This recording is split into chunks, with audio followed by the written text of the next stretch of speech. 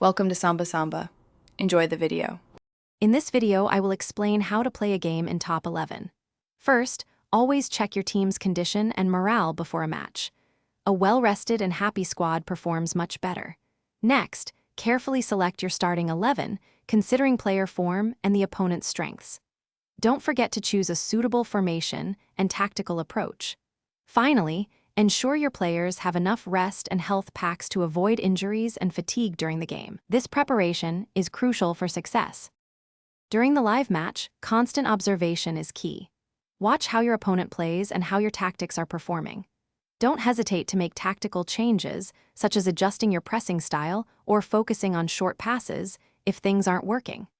Substitutions are vital. Replace tired or underperforming players to keep your team fresh and effective.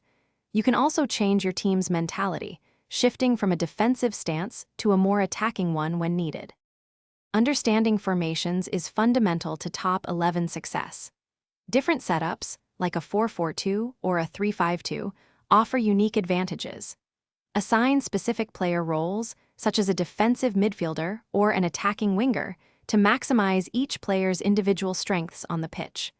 Always consider your opponent's formation when deciding your own setup to gain a tactical edge. Experimenting with various formations will help you discover what works best for your unique squad. After each match, a thorough review is essential for continuous improvement. Examine the match statistics to pinpoint areas where your team can perform better. Analyze individual player ratings to understand who excelled and who struggled. Use this valuable information to adjust your training plans, focusing on specific strengths and weaknesses. Finally, always be on the lookout for new players in the transfer market to strengthen your squad for upcoming challenges and maintain a competitive edge. Thanks for watching. Consider subscribing if we helped you.